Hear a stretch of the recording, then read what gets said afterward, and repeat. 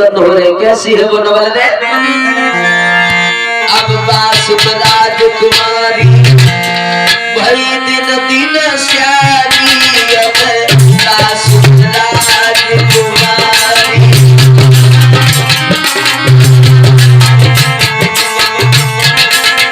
क्या बात है? अब बासुत राजकुमारी भई दिन दिन श्यारी, अब बासुत राजकुमारी।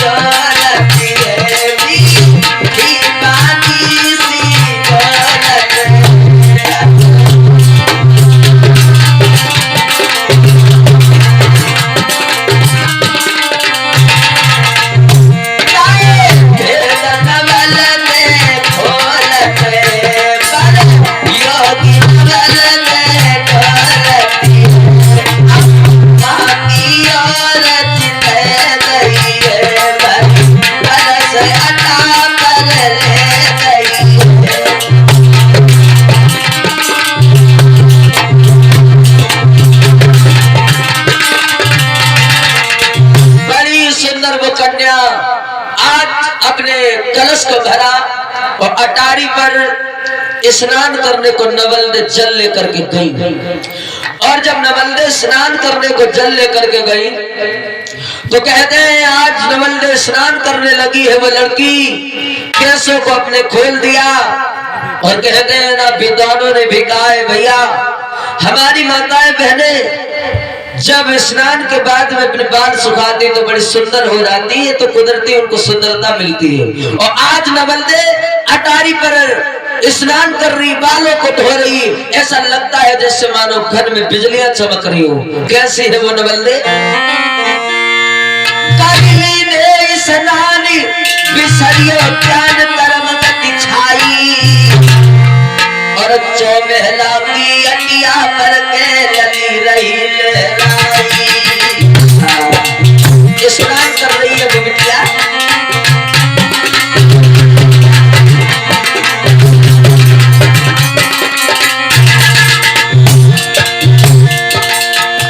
अरे रही लहराई रही लहराई लरी लहराई रही लहराई, जो महला की अटिया पर के लगी रही लहराई।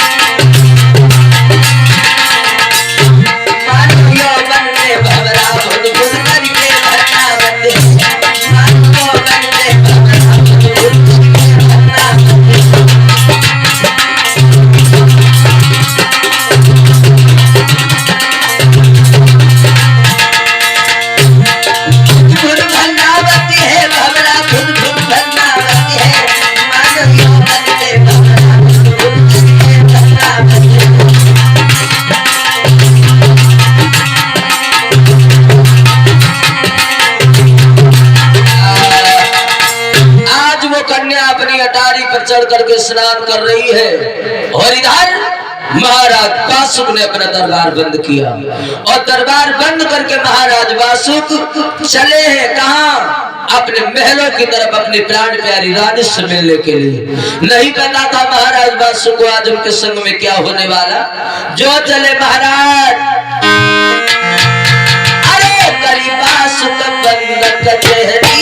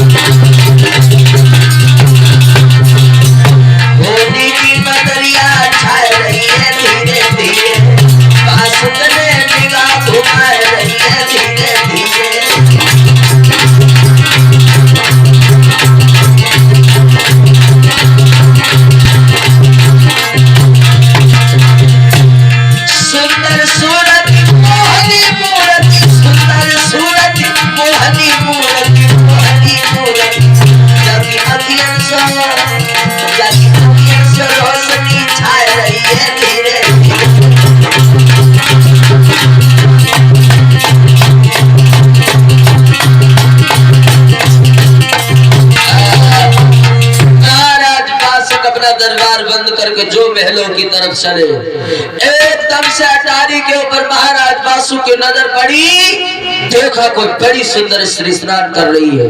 हाँ, जो महाराज वासुक ने देखा मन ही मन सोचने लगे कौन है? कभी तो हमने इसे महलों में अपने नहीं देखा। अरे भला ये इतनी सुंदर कन्या आखिर है कौन? मेरा तो दिमाग खराब होता जा रहा है। और महाराज वासुक ने जब अपनी गंदी दृष्टि से निहारा,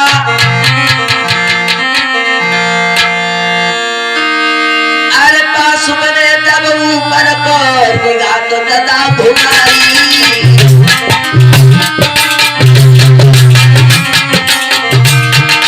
और तो मेरा बिटिया रे बड़ी बड़ी आज दिखाई।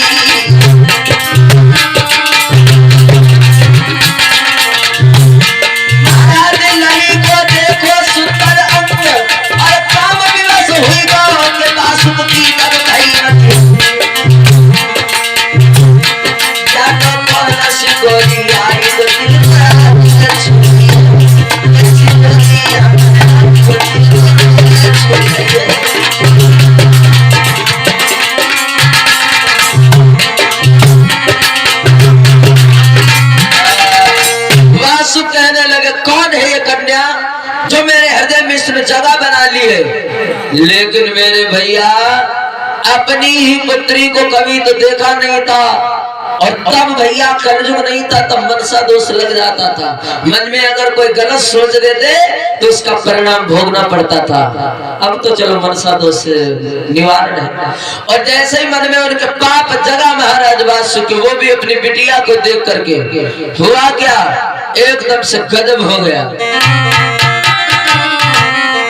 अरे अपनी कुंवरी निहारी काकूरधारी शेष जल दियो, और जाके तन से फूटो कोढ़ना पिघो।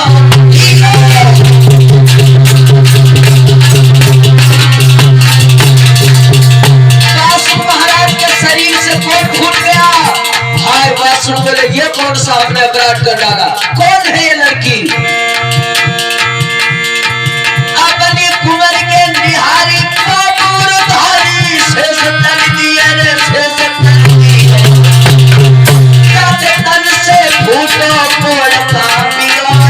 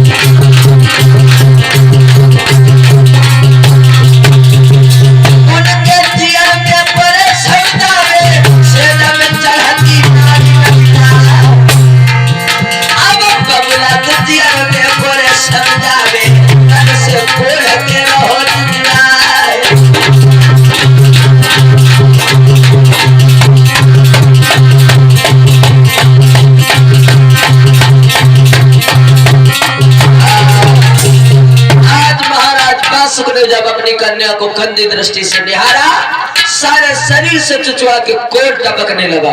हाय, वासुक ने देखा ये क्या हो गया, मुझसे लगता है बिन जाने में बहुत बड़ा धर्म हो गया, पाप हो गया। हे प्रभु, कौन है ये कन्या? महाराज वासुक बेचारे डगमग डोलते हुए महलों की तरफ आए। जो महलों में पहुंचे, रानी को आवाज लगाई, प्राण प्यारी क्या कर रही हो, इधर आओ। बोली, प्राणवत ये क्या दशा हो गई आपकी? आपके तो शरीर से कौन बह रहा है? वासु कहने लगे, पहले तू मुझे ये बता, वो अटारी पर जो स्नान कर रही वो कौन है? रानी बोले तो क्या बोले, जवाब नहीं दिया। वासु कहने लगे, मैं पूछ रहा हूं जो अटारी पे कन्या स्नान कर रही वो कौन है?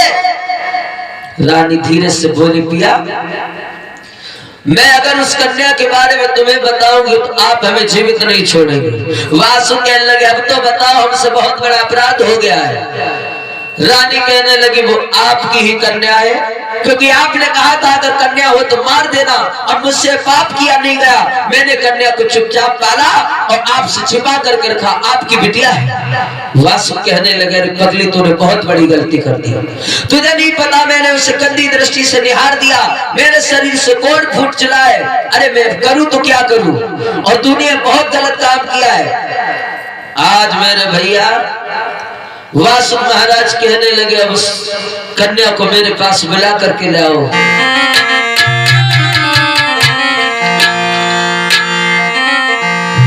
आज नवलदे आई है, पिताजी को प्रणाम किया। वासु कहने लगे, बिटिया मैंने तुझे पहचान नहीं पाया, तेरी मैया ने कभी मुझे नहीं बताया, और मैंने तुझे गंदी दृष्टि से निहार दिया, मुझे क्षमा कर दे। और अब मेरा कोढ़ ठीक होने का कोई उपाय कहीं से मुझे समझ में नहीं आता कि मेरा कोढ़ अब कैसे अच्छा होगा। वासु कहने लगे, बिटिया वैसे एक उपाय है अगर हमारा कोढ़ तुम ठीक करना चाहती हो। नवलदे कहने लगे, बताओ पिताजी। वो हर असंभव प्रयास में करूंगी मगर आपको अच्छा करूंगी पिताजी, बोलो।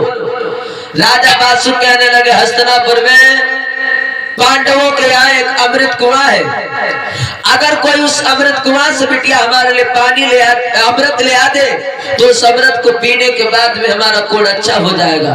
लेकिन बिटिया वहां जाना असंभव है, वहां राजकुमार परीक्षित का पहरा है, जहां कोई बिना पांडवों के इच्छा के परिंदा तत्पर नहीं मारता। रानी जो है कि नवलदे कहने लगी, पिताजी की बात कहे, हम आपकी बिटिया हैं, और ऐसा है वो परीक्षित कितने भी मायावी क्यों ना हो, लेकिन मैं आपके लिए अमृत लेकर के आऊंगी, मैं वादा करती हूँ। समझा करके कहने लगे, वासु बिटिया तू रहने दे, अगर तू वहां गई तो वो तुझे छोड़ेगा नहीं, जरूर पकड़ लेगा। वासु को याद आ गई, कहीं धोखे से पता चल गई कि हमारी कन्या है, तो वो शर्त तो सारे पांडवों को पता ही है, हमारी कन्या लौट कर नहीं आएगी। बहुत मना किया लेकिन मानी नहीं नवलदे, और जब मानी नहीं तो चलने लगी है किस तरह से नवलदे।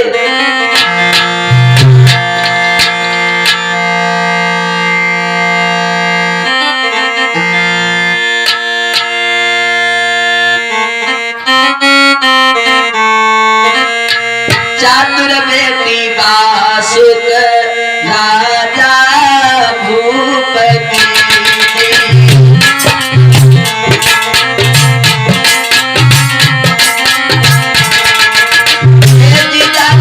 अमीर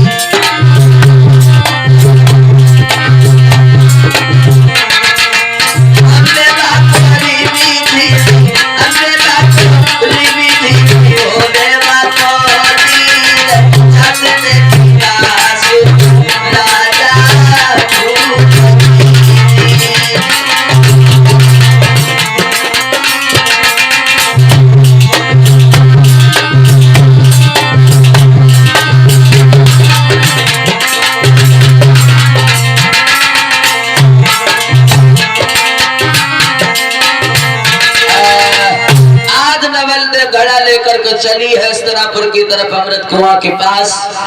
धीरे धीरे चल करके नवलदे हस्तिनापुर में पहुंची, जहां पर पहरा दे रहे महाराज परीक्षित अमृत कुआं के पास। जो देखा कोई लड़की आ रही, आवाज लगाई परीक्षित महाराज ने, कौन है? कन्या घबरा करके कहने लगी, राजकुमार जी, मैं राजा वासु की बिटिया नवलदे हूं। परीक्षित कहने लगे, तो यहाँ क्या कर रही है? अमृत लेने के लिए आई है। नवलदे कहने लगी, हाँ, मैं राजा वासु की बिटिया नवलदे और मेरे पिता को कोढ़ हो गया है, मैं उनका कोढ़ अच्छा करने के लिए तुम्हारे कुआं से अमृत लेने आई हूं। परीक्षित कहने लगा, तुम्हें नहीं पता है नवलदे, और पकड़ ली पा नवलदे क्यों। कहने लगे, तुम अब हमारे संग हस्तिनापुर चलोगी, अमृत बाद में देखा जाएगा। नवलदे कहने लगी, क्यों? परीक्षित कहने लगे, तुम्हारे पिता हमारे बाबा के साथ चौसर में तुम्हें हार गए थे, और अब तुम हमारी प्राण प्यारी हो। तुम्हारे पिता ने धोखा कर दिया था, झूठ बताया था, और तुम्हें अब हमारे संग में विवाह करना पड़ेगा, हस्तिनापुर जाना पड़ेगा। नागिनी कहने लगी, देखो, पहले हमें हमारे पिता को जीवित कर देने दो, पहले हमें अमृत दे दो, उसके बाद हम वादा करते हैं तुम्हारे पास में लौट करके अवश्य आएंगे। लेकिन परीक्षित ने बाह पकड़ ली, बिठा लिया।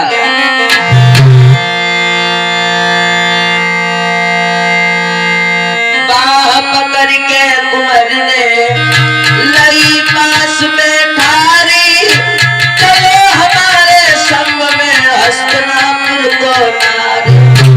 और जब इतनी बात उस नागिनी ने सुनी तो अपना जादू दिखाया। हुआ क्या? इतनी जब सुनी लई नागिनी भाई सिला तर जाई, एकदम से मेरे भैया जैसे परीक्षित ने बाह पकड़ी, बाह छुड़ा करके वो नागिनी पत्थर के नीचे जाकर के सर पर करके बैठ गई। लेकिन परीक्षितों कम नहीं, अरे लला बजाई वीर के बाहर तत्तो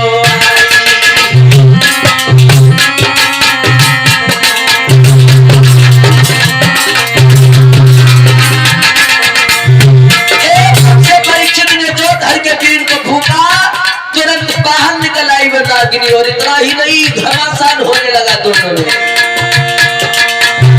अरे के बाहर आई, के बाहर आई, के बाहर आई, के बाहर आई, लगा बजाई वीर के बाहर आई, कब आई।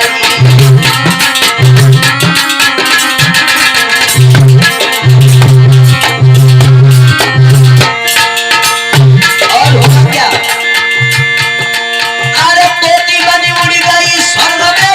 रही मड़लाई, रही की मड़लाई,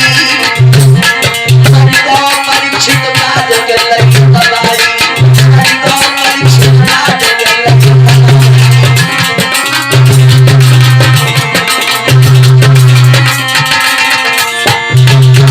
एकदम से बेटी बनकर के दो आकाश में उड़ी। परीक्षित महाराज ने बाज बनकर के उसे दबा लिया। और हुआ क्या?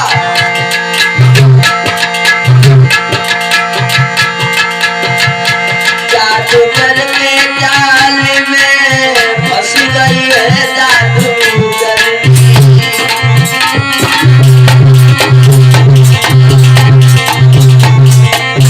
जादू करके जाल में फंस गई है जादूगर।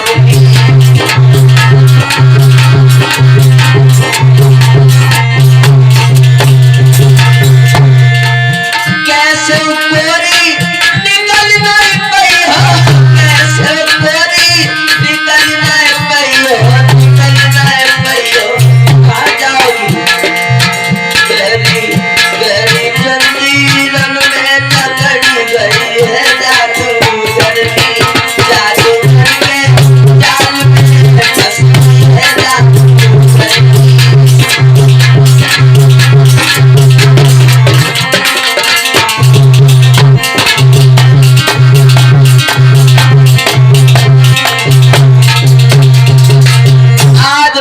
समझ गई कि विलक्षण जादूगर है महाराज परीक्षित, इनके दाव से निकलना बड़ा ही मुमकिन है। कहते हैं एकदम से नवलदे कहने लगी, महाराज मुझे पता नहीं था कि मेरे पिता चौसर में मुझे हार गए हैं। मैं आपके चरण पड़ती हूँ, क्षमा मांगती हूँ, मुझे अमृत ले जाने दो। परीक्षित बोले अगर वापस आओगी तो अमृत ले जा सकती हो, अगर वापस नहीं आई तो अमृत नहीं ले जा पाओगी।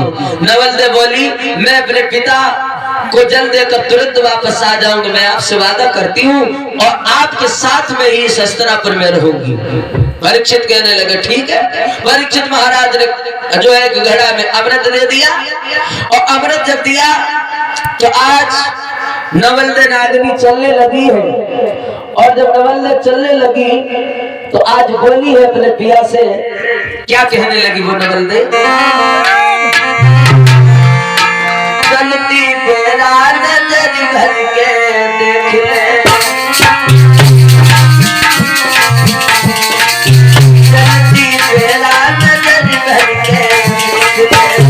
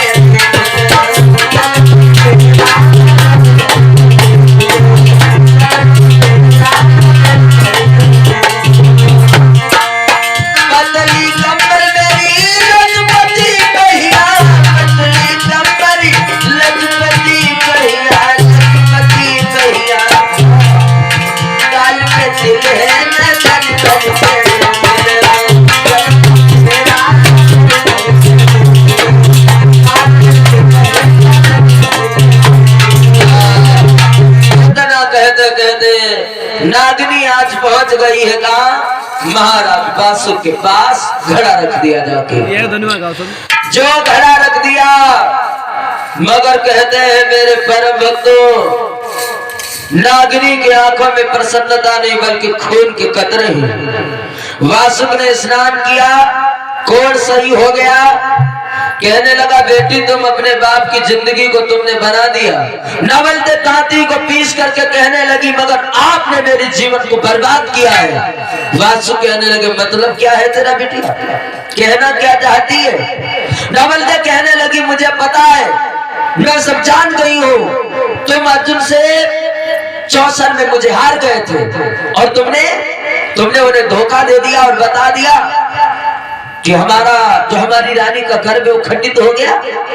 वासु कहने लगे एक बात बता दो लड़की, मैं नागवंश का हूं और पांडव है, मैं कभी अपने खानदान की कन्या वहां नहीं विवाह सकता। नवलदे कहने लगी तो ठीक है, मैं अब उसी घाट पर जा रही हूँ जहां पर परीक्षित महाराज मेरा इंतजार कर रहे हैं और अब हम तुम्हारे आंगन में लौट करके नहीं आएंगे। महाराज वासु देखते रह गए। कहते हैं फिर परम भक्तों नवलदे हस्तिनापुर के लिए वापस लौट आई और इधर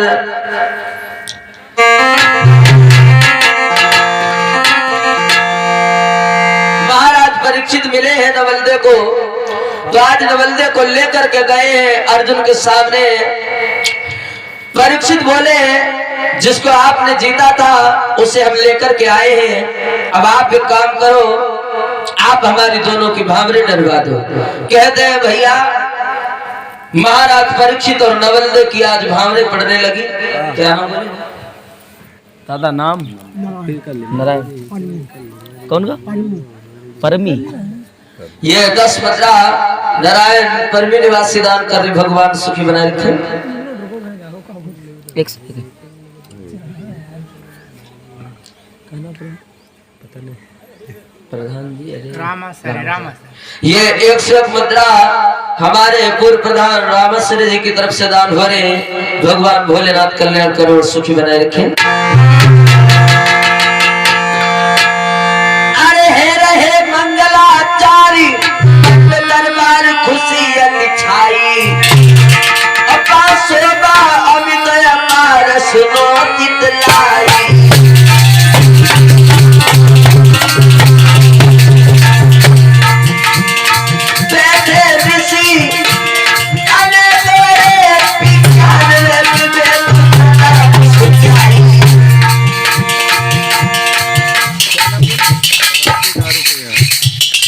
ये 50 मुद्रा बराती भैया दारू को ये निवासी राम करने भगवान सुखी बनाए रखे। की धुनी हो तो सुनाए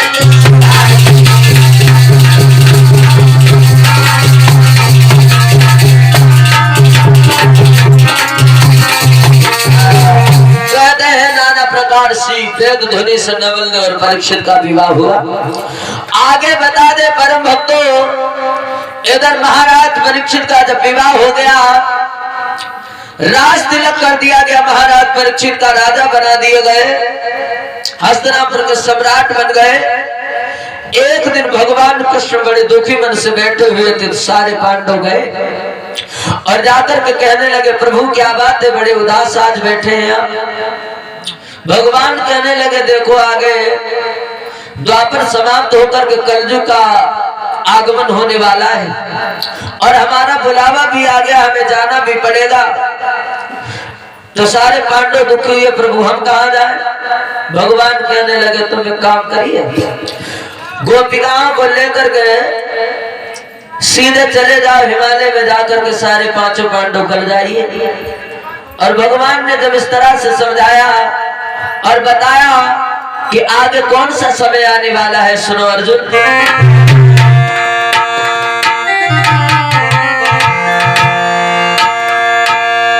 द्वापर का अंतिम समय था, कलयुग की बारी आई थी, कलयुग की बारी आई थी।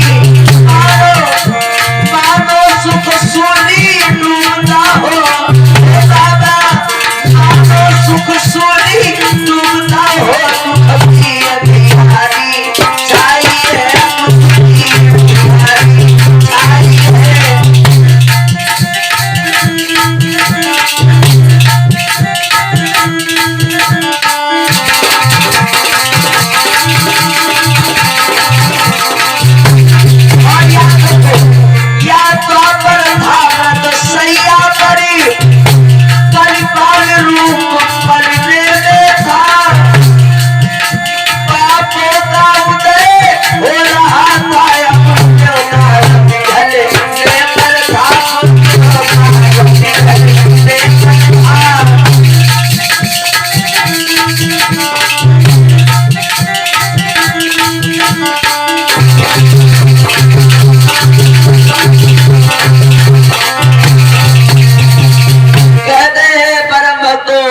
समय था द्वापर का, कलयुग की बारी